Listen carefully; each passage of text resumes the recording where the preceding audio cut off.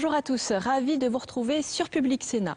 Ce matin, les sénateurs poursuivent l'examen du budget pour 2015. Après avoir adopté la première partie la semaine dernière, première partie consacrée aux recettes, et cela faisait 2 ans que cela n'était pas arrivé au Sénat, eh bien les sénateurs s'attaquent, et cela depuis vendredi dernier, aux crédits des missions, c'est-à-dire aux dépenses, une par une. Ce matin, place à l'enseignement supérieur et à la recherche. Un budget en baisse, comme c'est le cas pour de nombreux budget, mais cela notamment après l'adoption à la dernière minute et avec l'accord du gouvernement par l'Assemblée nationale au mois de novembre d'amendements qui ont baissé encore ce budget, moins 71 millions d'euros sur l'enseignement supérieur et moins 65 millions d'euros environ sur le budget de la recherche. Une situation qui a été déplorée au mois de novembre par les présidents d'universités qui ont dénoncé via un communiqué une politique en décalage avec les déclarations. Rappelons que François Hollande a fait de la jeunesse l'une des priorités de son quinquennat. D'ailleurs, ici au Sénat, tout parti confondu, il y a un consensus pour revenir à la version initiale de ce budget, pour réabonder ce budget de 135 millions d'euros. C'est d'ailleurs ce qui illustre l'amendement qui a été co-signé par les rapporteurs de la Commission de la Culture, à la fois l'UMP, Jacques Grosperrin, et la socialiste Dominique Gillot. Tout de suite donc, place à la séance. L'ordre du jour appelle la suite de la discussion du projet de loi de finances pour 2015 adopté par l'Assemblée nationale. Le Sénat va examiner les crédits de la mission Recherche et enseignement supérieur. La parole est à Monsieur Philippe Adnot, rapporteur général de la commission, rapporteur spécial de la commission des finances. Vous avez la parole, mon cher collègue.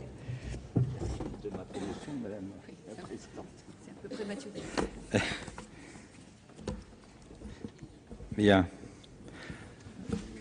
Madame la Présidente, Monsieur le Ministre, mes chers collègues, dans sa version initiale telle qu'issue du projet de loi de finances pour 2015 déposé à l'Assemblée nationale, la mission Recherche et enseignement supérieur bénéficiait d'un budget plus que préservé avec 25,9 milliards d'euros en autorisations d'engagement et 26 milliards d'euros en crédits de paiement. Les dépenses fiscales rattachées à la mission à titre principal s'élèvent quant à elles à 6,4 milliards d'euros, dont 5,3 au titre du crédit d'impôt recherche.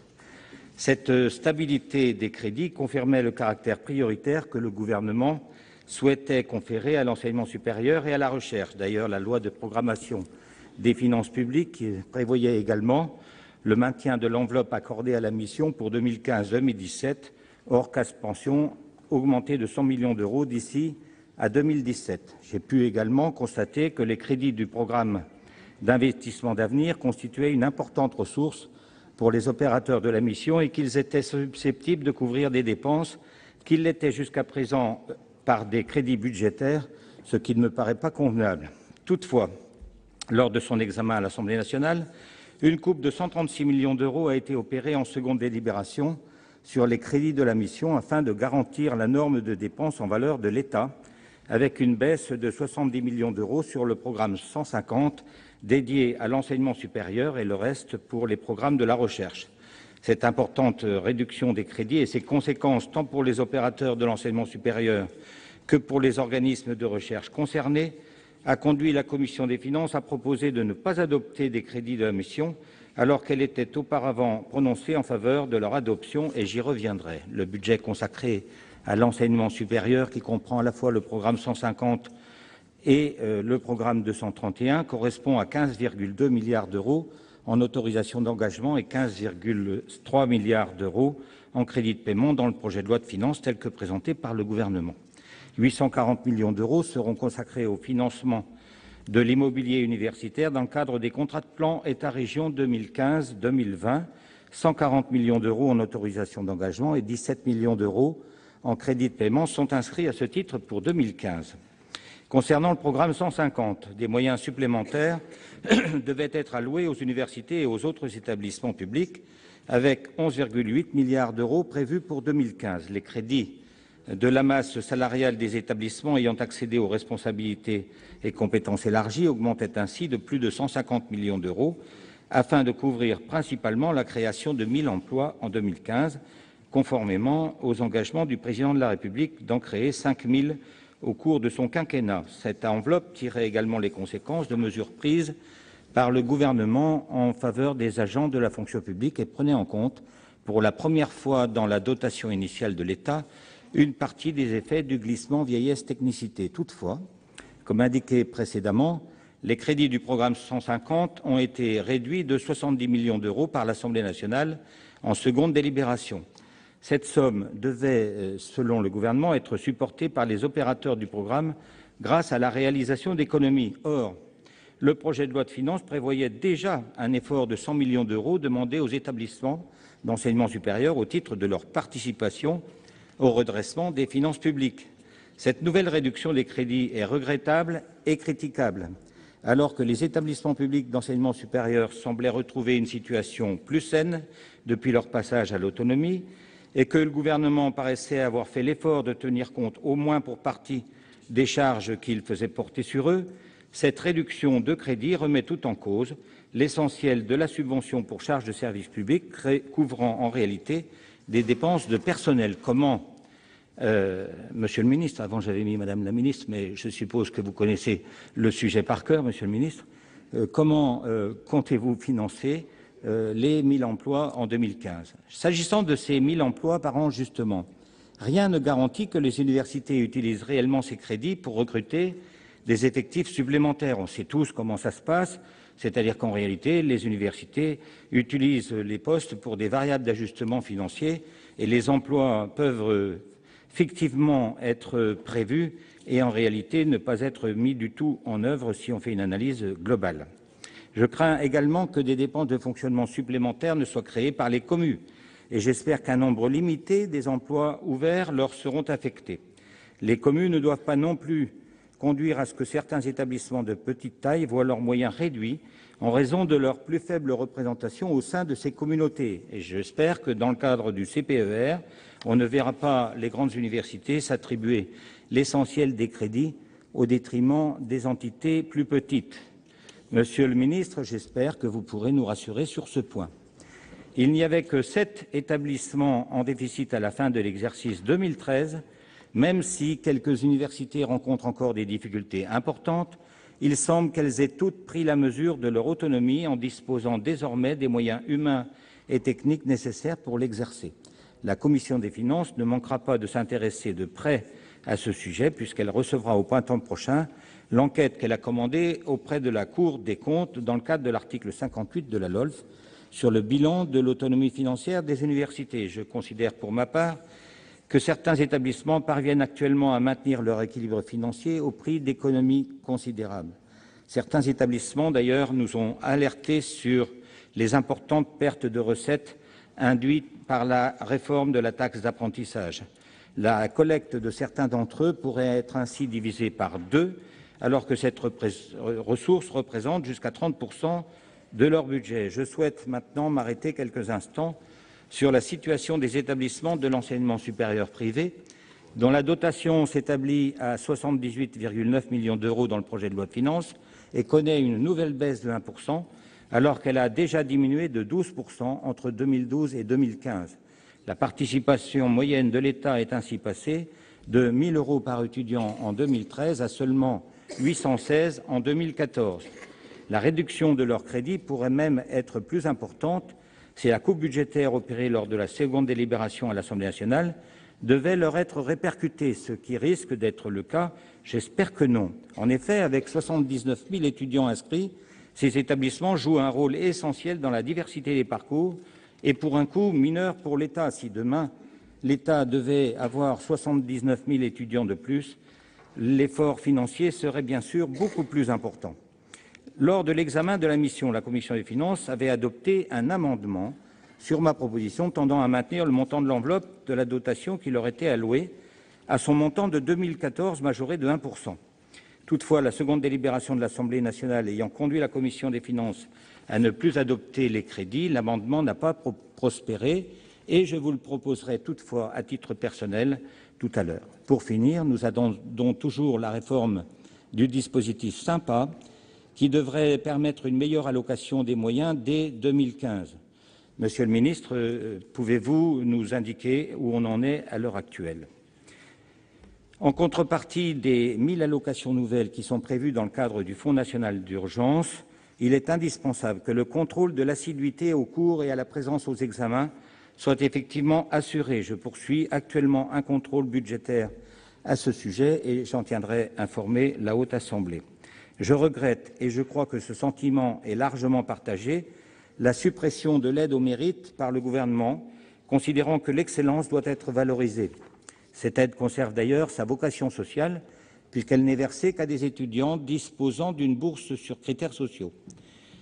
J'espère que vous changerez d'avis, Monsieur le ministre, et que vous conserverez ce symbole fort de la méritocratie. Au total, le programme 231 augmente de 1,7% en crédit de paiement pour atteindre 2,5 milliards d'euros. Cette évolution ne devrait pour autant pas permettre d'éviter qu'une nouvelle fois la ligne consacrée aux aides directes connaisse une sous-budgétisation. Compte tenu de l'ensemble des éléments que je viens d'évoquer, de la réduction des crédits de 136 millions d'euros par l'Assemblée nationale, la Commission des finances vous propose de ne pas adopter les crédits de la mission Recherche et Enseignement supérieur. Mesdames, Messieurs, je vous remercie. Merci, Monsieur Adno. La parole est à Monsieur Michel Berson, rapporteur spécial de la Commission des finances. Vous avez la parole, mon cher collègue.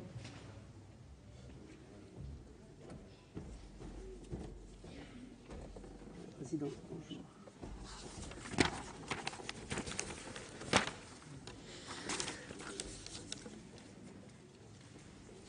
Monsieur le ministre, Madame la Présidente, mes chers collègues, le dynamisme et la qualité de notre recherche constituent un enjeu essentiel pour notre pays. Investir dans la recherche aujourd'hui, c'est préparer la croissance de demain. La politique publique de la recherche a donc vocation à soutenir la recherche et parfois à l'orienter. L'effort public en faveur de la recherche peut d'abord être apprécié au regard des crédits alloués. C'est pourquoi je souhaiterais, en premier lieu, esquisser les grandes lignes du budget de la recherche pour 2015. Et je veux préciser que les crédits alloués à la recherche ne sont pas tous regroupés dans le programme dit recherche de la mission Recherche et Enseignement supérieur. L'action recherche du programme 150, Formation et recherche universitaire, que vient de présenter notre collègue Philippe Adno, est dotée de 3,8 milliards d'euros en 2015. En prenant en compte ce montant, le total des crédits en faveur de la recherche s'élèverait à 14,4 milliards d'euros. Mon analyse se concentrera sur les programmes de la mission spécifiquement orientés vers la recherche et qui s'élèvent à 10,6 milliards d'euros. Mais une approche purement quantitative ne saurait suffire à comprendre pleinement les défis auxquels la recherche est aujourd'hui confrontée. Je proposerai donc ensuite quelques pistes de réflexion sur les problématiques auxquelles doit faire face la recherche française. La rédaction initiale du projet de loi de finances pour 2015 conduit à une relative stabilisation des crédits alloués à la recherche. Dans la mesure où l'heure est au redressement des comptes publics, cette préservation relative des moyens alloués à la recherche nous paraît traduire la priorité accordée par le gouvernement aux dépenses d'avenir. En effet, dans la rédaction initiale du projet de loi de finances pour 2015, les crédits ne connaîtraient pas ou ne connaîtraient qu'une baisse modérée inférieure à 1%. Quant au budget triennal à venir, 2015-2017, il devrait également voir la stabilisation des crédits de la recherche. Deux programmes dépendent du ministère de l'Enseignement supérieur et de la Recherche. Le programme 172, Recherche scientifique et technologique pluridisciplinaire, qui concentre l'essentiel des opérateurs de recherche publique et bénéficie d'environ 60% des crédits alloués au programme Recherche. Et le programme 193, recherche spatiale. Hier se tenait au Luxembourg une réunion de l'Agence spatiale européenne qui devait décider de l'avenir du programme Ariane. Je me réjouis de l'accord historique auquel les partenaires européens sont parvenus pour développer le nouveau lanceur Ariane 6. Dans ce programme de 4 milliards d'euros, la France est engagée à hauteur de 52% et l'Allemagne de 22%. La France a conforté sa position de leader européen. Et tous les pays du programme sont désormais à même de continuer à construire ensemble une politique spatiale susceptible de résister au redoutable concurrent américain SpaceX et de garantir à l'Europe son autonomie d'accès à l'espace. Le programme 190, recherche dans les domaines de l'énergie, du développement et de la mobilité durable, rattaché au ministère de l'écologie, bénéficie d'un financement élevé avec 1,4 milliard d'euros de crédits pour 2015 et les 4 autres programmes restants rattachés à différents ministères, la défense, la culture, l'agriculture, l'économie et l'industrie, sont également dotés d'un montant total de crédits de 1,4 milliard d'euros. Si j'ai donc d'abord observé avec satisfaction la stabilisation des crédits de la recherche, j'ai regretté ensuite que cette préservation soit remise en cause. Les crédits des programmes de recherche ont été en effet réduits à hauteur de 66 millions d'euros par un amendement du gouvernement adopté par l'Assemblée nationale dans le cadre d'une seconde délibération sur la deuxième partie du projet de loi de finances pour 2015. La commission des finances du Sénat, qui avait d'abord adopté les crédits, les a finalement rejetés en raison de cette minoration. Cette réduction est d'autant plus regrettable, Monsieur le ministre, qu'elle fait écho à des annulations de crédits importants pour la fin de gestion 2014 intervenues par décret d'avance sur cette même mission. Ce sont en effet près de 200 millions d'euros en autorisations d'engagement et 264 millions d'euros en crédits de paiement qui ont été annulés. Comme le président de la République, je dirais que les dépenses de recherche doivent être sanctuarisées. Ce sont elles qui permettent l'innovation dont nous savons bien qu'elle est devenue aujourd'hui le moteur de la croissance. Je souhaite donc, Monsieur le ministre, que soient rétablis les 66 millions d'euros de crédits prévus initialement dans le projet de loi de finances pour 2015. Au-delà de la nécessaire préservation des crédits de la recherche, j'aimerais désormais évoquer rapidement 3 enjeux qui me paraissent structurants pour l'avenir de notre recherche. Tout d'abord, force est de constater qu'en France, le financement de la recherche par projet peine à émerger. Il représente, hors PIA, tout au plus 10% des crédits du ministère de l'Enseignement supérieur et de la Recherche. Au niveau national, l'érosion des projets financés par l'Agence nationale de recherche montre que les progrès sont nécessaires. Certes, après avoir diminué, les crédits alloués à l'ANA sont maintenant stabilisés, mais à un niveau qui nous paraît à la limite de l'opérationnalité.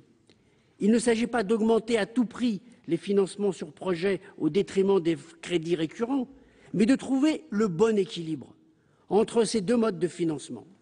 Autre équilibre à réaliser, 80% des projets sélectionnés par l'ANR relèvent de la recherche fondamentale. Aussi, certains opérateurs souhaitent-ils que ce pourcentage baisse au profit de la recherche technologique. La fixation d'un préciput véritablement compatible avec les frais de fonctionnement d'un laboratoire est en outre nécessaire pour éviter l'asphyxie de nos organismes de recherche. Si l'augmentation récente du préciput doit être saluée, des marges de progrès, là aussi, sont encore possibles. Le programme d'investissement d'avenir a permis de lancer des projets ambitieux et constitue, de notre point de vue, une réussite. Toutefois, en cette période de contraintes budgétaires fortes, il faut rappeler que les PIA doivent rester des programmes innovants, tournés vers l'excellence et non se substituer à des dotations budgétaires. Au niveau européen, la France ne semble pas avoir tiré tous les bénéfices des différents programmes de recherche de l'Union européenne. Nos performances apparaissent insuffisantes au regard des capacités de la recherche française et dans la mesure où la France est le deuxième contributeur au budget de l'Union européenne. Le programme Horizon 2020 est maintenant doté en France d'un accompagnement renforcé des chercheurs, ce dont il faut se féliciter. Cependant, ce dispositif ne semble pas encore avoir produit tous ses résultats.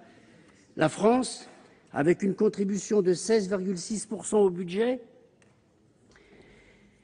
aurait en effet obtenu un peu moins de 10% des financements accordés aux lauréats des 38 premiers appels à projets du programme Horizon 2020.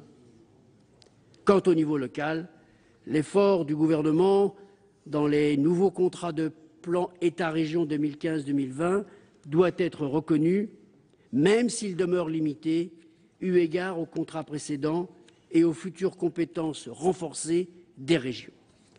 Le deuxième défi concerne la complémentarité entre recherche publique et recherche privée.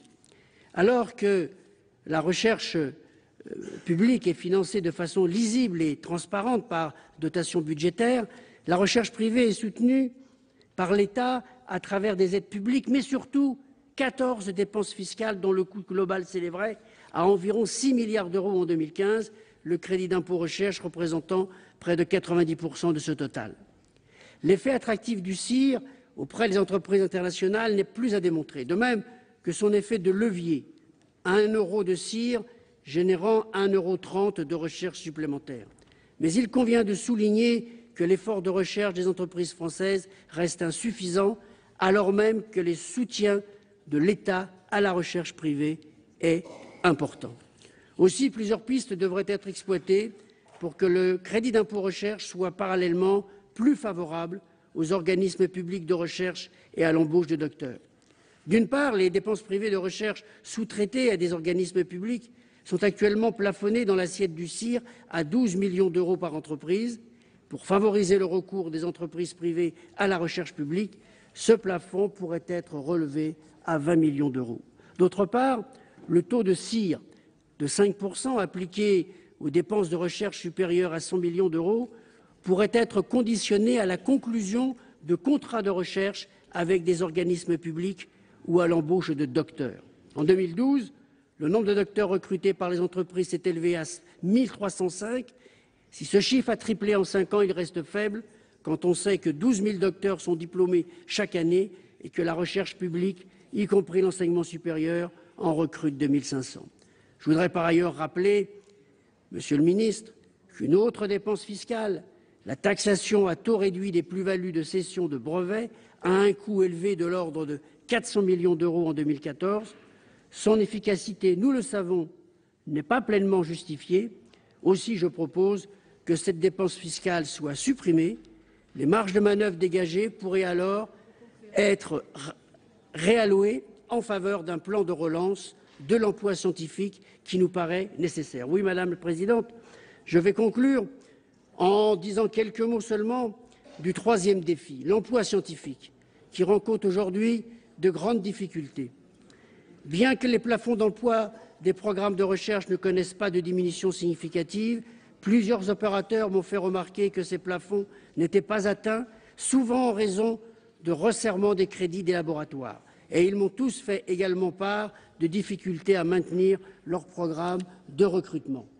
En témoigne le nombre élevé de personnel contractuel et le fait que les départs à la retraite en réduction ne permettent plus des embauches en nombre suffisant.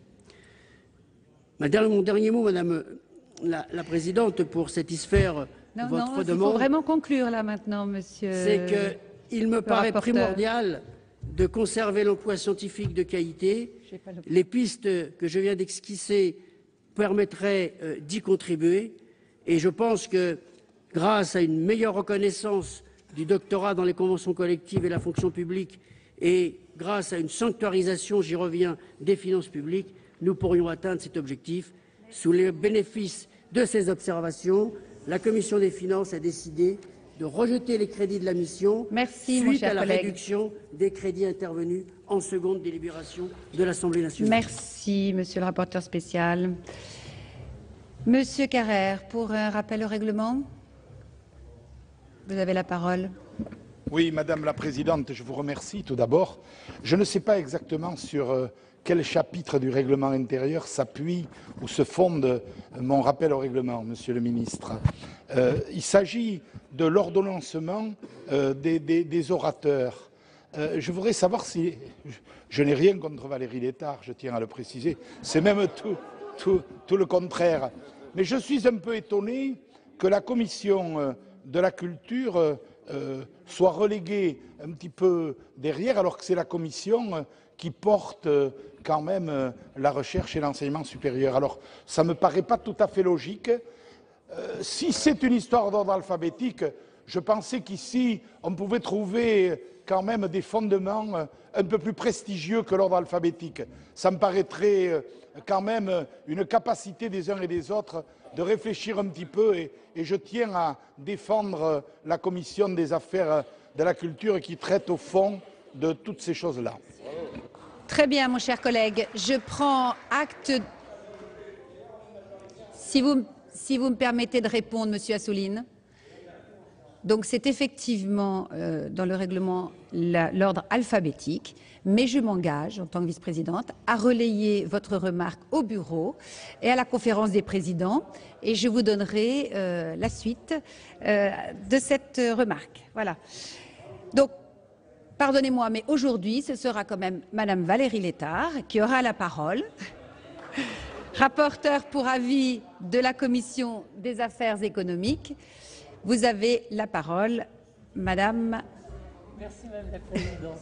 Madame Létard. Bon, je n'y suis pour rien.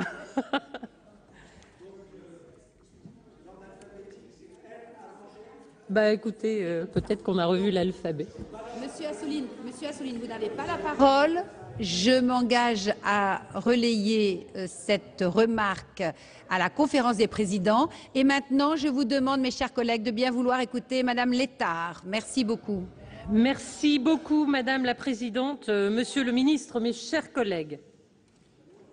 Mon intervention portera plus spécifiquement sur le volet recherche de la MIRES et j'essaierai d'aller droit au but et ne m'attarderai pas sur les crédits, si ce n'est pour regretter, bien évidemment, la ponction de 135,5 millions d'euros qu'a effectué le gouvernement en deuxième délibération à l'Assemblée nationale en vue de financer les emplois aidés.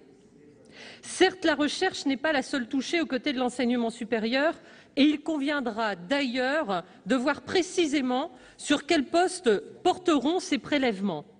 Mais comment ne pas déplorer que l'on prenne sur des projets de recherche et d'innovation qui doivent permettre d'éviter demain de recours à de tels emplois qui sont certainement très utiles, mais à notre sens pas à ponctionner sur quelque chose qui va préparer les emplois de demain. Cela dans un contexte où plus que jamais la R&D conditionne directement notre compétitivité et l'avenir de notre industrie. Quel est le sens d'une telle démarche et d'un tel choix budgétaire ? Alors, sur cette question, il y a bien sûr un paradoxe, Monsieur le Ministre, sur lequel le gouvernement devrait s'expliquer et nous dire s'il compte rétablir la situation et remettre cette somme au budget, comme le proposent d'ailleurs par voie d'amendement nos collègues de la Commission culture, que je m'empresse de saluer à cette occasion. Deux mots également pour évoquer la situation limite dans laquelle se trouvent nombre d'organismes de recherche du fait de leur baisse de dotation d'État, si l'on y ajoute les obligations de mise en réserve, mais aussi les mesures de régulation budgétaire. On parvient à des situations d'impasse financière alors que leur mission ne cesse de s'élargir. Ceux qui le peuvent, peuvent accroître leurs ressources propres, mais cela les place dans une situation de dépendance vis-à-vis des partenaires privés. Pour ceux qui ne peuvent valoriser leurs activités, pas d'autre solution que de tailler dans les moyens de fonctionnement, à commencer bien sûr par les effectifs, voire arrêter ou renoncer à des programmes de recherche comme certains d'entre nous l'ont signalé. Est-ce là vraiment la meilleure façon de préparer l'avenir de notre recherche, Monsieur le Ministre, ce qui me semble ne pas constituer la marque de fabrique de notre pays? Le génie français, sa capacité à porter sa force de valeur ajoutée, c'est véritablement ce qu'il nous faut défendre pour l'avenir. J'en viens au présent thème principal du rapport pour avis, le volet recherche des contrats de plan État-région, des contrats de projet. La 5e génération de contrats de plan 2007-2014 s'achève cette année, la 6e est en cours de finalisation. C'est un enjeu fort pour la territorialisation de programmes de recherche et d'innovation en lien avec les collectivités, les acteurs du développement économique et nombre de nos grands organismes de recherche y émargent dans toutes nos régions et vont y chercher la capacité à créer des partenariats avec le tissu économique et territorial. Or, les perspectives avancées par le gouvernement pour les contrats de projet 2014-2020 sont préoccupantes quant au volet de recherche. L'enveloppe de l'État est bien évidemment en recul fort et sur certaines régions très touchées. Je prends l'exemple de la mienne, mais je sais que beaucoup m'ont été remontés avec des situations extrêmement inquiétantes. Ma région Nord-Pas-de-Calais verrait sa dotation divisée par 10. Le mandat de négociation initial mettait un montant de 2,8 millions d'euros pour la recherche pour un territoire de 4 millions d'habitants. Voilà comment, avec des moyens aussi faibles, accompagner des projets de R&D structurants pour des filières d'avenir, en partenariat avec les organismes de recherche concernés et le tissu industriel. Il ne faut pas oublier non plus que ces financements servent de base pour obtenir des cofinancements européens.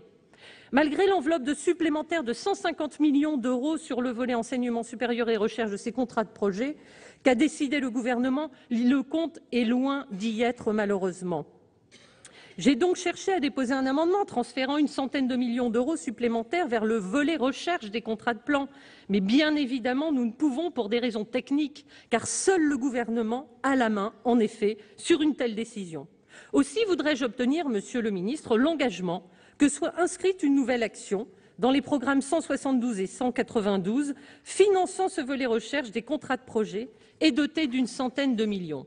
Ces financements pourraient provenir du PIA, qui poursuit bien les mêmes objectifs. Simplement, elle serait territorialisée, assurerait la pérennité des projets déjà lancés dans le cadre de ces contrats de projet, en rattrapant les inégalités existantes entre les régions.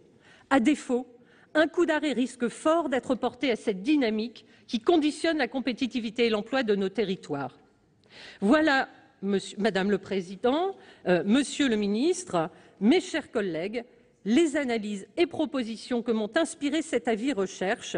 Notre commission a fait preuve d'ouverture en y donnant un avis de sagesse et non défavorable d'emblée, attendant la position du gouvernement quant au rétablissement des 135 millions d'euros, mais aussi sur son ouverture sur le rattrapage des contrats de projet.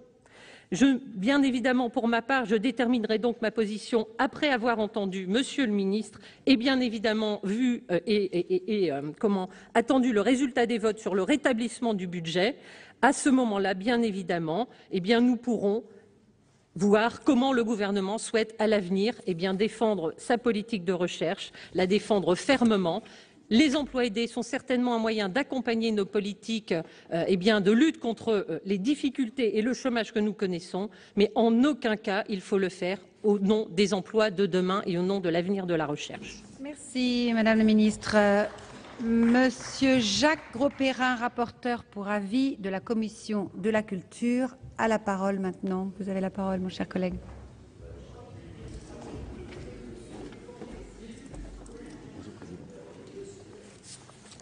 C'est vrai qu'elle est grande.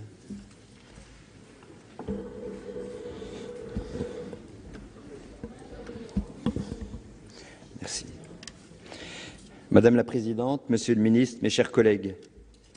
Monsieur le Ministre, je mesure la difficulté qui est la vôtre. Il n'est pas facile de défendre un budget présenté comme sanctuarisé et prioritaire lorsque Bercy guette la moindre source d'économie en ces temps de disette budgétaire.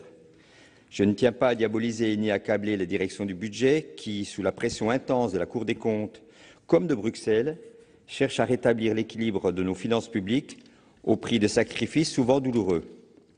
À deux moments, le monde universitaire s'est demandé si le président de la République avait bien été sincère dans les déclarations d'amour qu'il lui avait adressées.